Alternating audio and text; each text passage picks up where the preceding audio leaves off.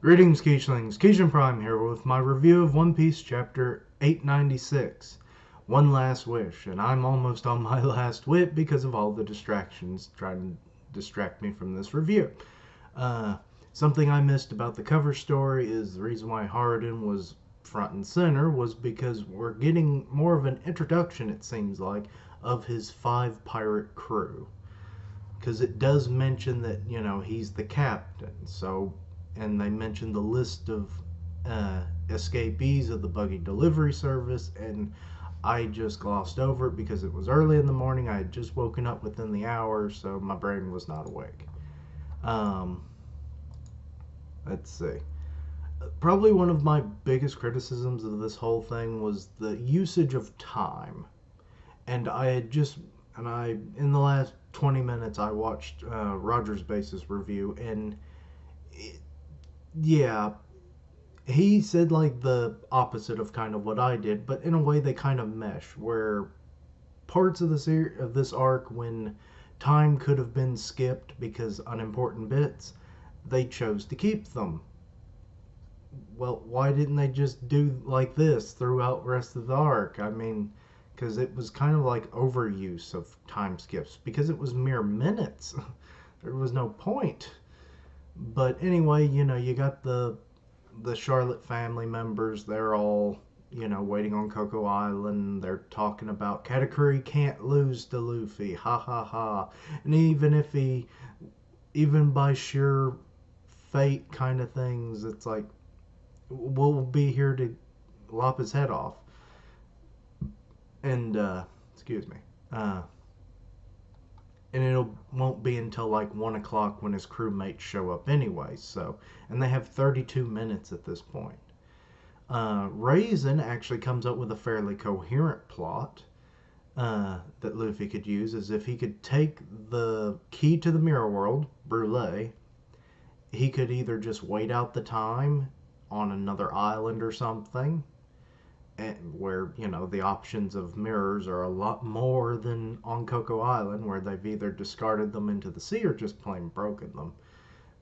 And I mean that's what, almost 40 other islands or something that he has access to. So yeah, good plan until Ewan rings in with, "We don't know where she is." So, and he had a goofy little face on him. Uh, Oven, he's like, Straw Hat might run away from the fight and just wait it out that way, which at one point it kind of looked like that, but no, he was just running off the fat. But so yeah, uh, they're just kind of waiting around for 1 o'clock. Then we see that they continue to bash Brule. Yeah, she's a dunce. She would be captured like that. Ha ha ha. Which, yeah, she would. But anyway, in an alleyway nearby, Sanji in disguise, along with Pudding, are kind of scoping things out, more Sanji than Pudding. And he's like, can I really get Luffy out of here with all these people around? And he's like, hey, Pudding, it's like, soon we'll have to say goodbye. But wait, why are you way down there? And, she's the way she is. And he starts thinking about when they first met, and he wanted to thank her for everything she's done. And then she goes, it's like, shut up. Because she's like, I should be the one apologizing to you because I tried to kill you, I tricked you the rest of the time, and but she can't let him know that, obviously. So then he starts thinking, yeah, if all the wedding was just a trick and everything, I'm in an act, I'm glad you were able to be my fiance, even if it was just a play.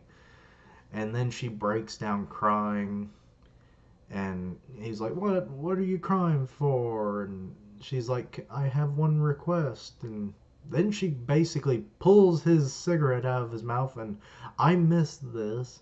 I very well think she got a kiss, which I read a comment on one of Roger's videos. I can't remember if it was the reaction or the review, that people are thinking she might extract all memories of her from his mind or something, which that would be interesting, but can she do that with just her mouth?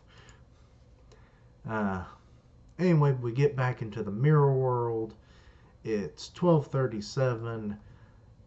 The big blows from the last chapter have finally connected, which, to be honest, I didn't even think about it, but yeah, why is the panels done in such a way? Why don't we just get to see the impacts? That really lessens this whole fight, which was like a big part of this arc. Luffy fighting someone who was his better, and now he has surpassed that. But no, we don't really get to see it. Luffy gets, dunked into a crater basically. Then Katakuri falls on his, frontwards. Time passes for 3 minutes. Like I said, the time thing really kind of irritated me. Um, Back on Whole Cake and everything, Morgans is talking about, it's like, oh, if Luffy makes it out of here by a quirk of fate, it's like, it'll be big news. And Montdor is like, shut up, bird. It ain't gonna happen. So, uh, like they've pulled out all the stops, so that quirk of fate ain't gonna happen. But, Stussy and Morgans kind of have like something going on. She's blackmailing him, but I forget. It's been a while, so I don't remember exactly. And she's kind of like, oh, what horrible taste. Yeah. So Buster call, or is she just using this time to kind of gather information about more weaknesses of the Big Mom Pirates, which either one works. Then we jump another 3 minutes. I've just now realized it's been about 3 minutes every jump now. Excuse me. Uh, we see Prometheus. He's about to, or he's actually somewhat already burning the, what was it? Nostra Castello, Capone's ship. And Capone's like, we might have been born in different corners of the world, but we will go down together. Which, why would they go down any other way? It was something I had a problem with during the reaction. Then another 2 minutes pass, and we have the Straw Hats, and they're kind of debating, like, maybe if Luffy has Brûlée, he can get out. So very much the same thoughts as Raisin. Nami and Raisin are on point, apparently, mentally. And some kind of wavelength, I imagine. But it's like, how? Because no one really knows where Brûlée is. Because I think the last time we really saw her, she either got knocked out by the Conqueror's Haki wave from a couple chapters ago, or she just like got knocked out from like an impact of being near one of the mirrors and then got punched in the face or something and got knocked out, on the outside. So I don't know. And Jinbei's like, yeah, I don't think Luffy really thought about this. And even Brook was like, yeah, I don't even know if he knows where we're supposed to meet. And Carrot's like, yeah, that too. So, yeah, not much faith in their captain.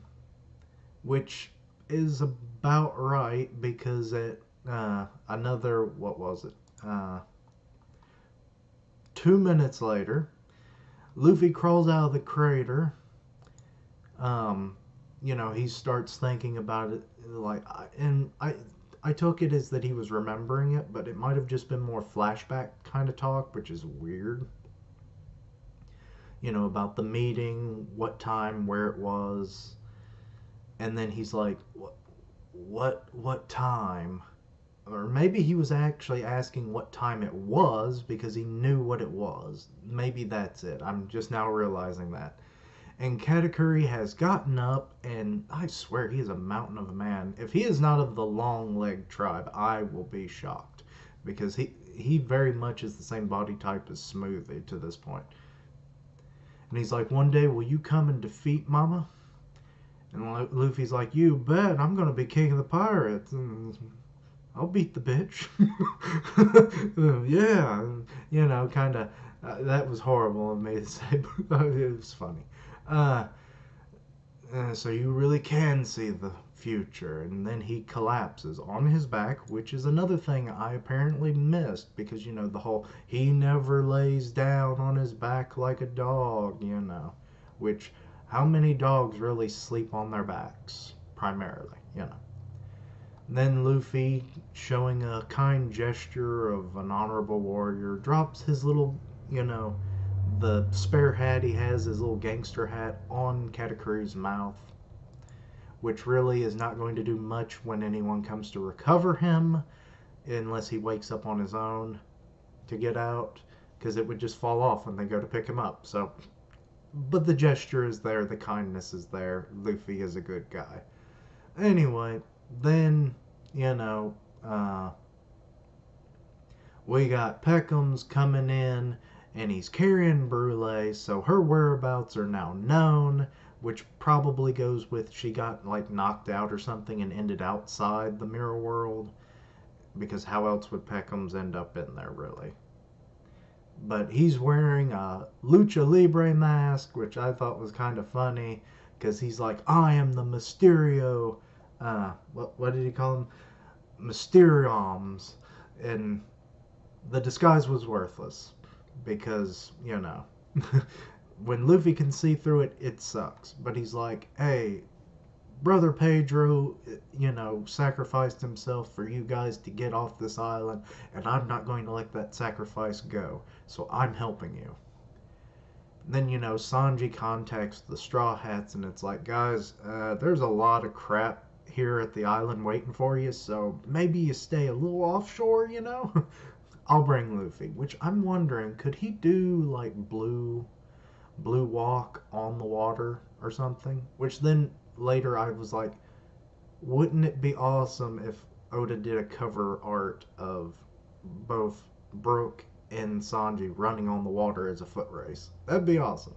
But so yeah, 12:55. Everyone's waiting.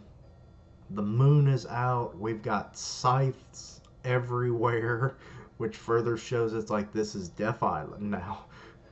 Weapons are sharp and ready. Even everybody's just wielding any powers they have. I don't know who that big guy is, but he's kind of weird looking now that I'm getting a better look at him. And, Oven's like, come, Straw Hat Luffy, and ends the chapter for us. So, yeah, overall, it was not a bad chapter by any means. I'm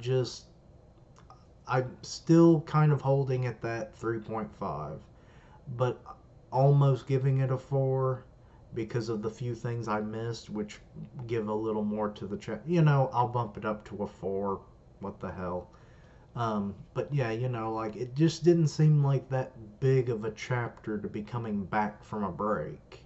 Usually they're bigger. Something really happens. And I mean, we knew that Luffy was going to win in the end, so that didn't help.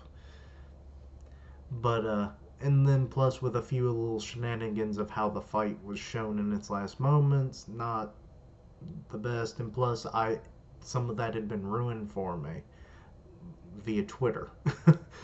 Not of my own fault. It was posted in an unrelated thing, so curse you, spoiler. But so I was kind of in a bad mood to begin with. But anyway, overall, not a bad chapter by any means.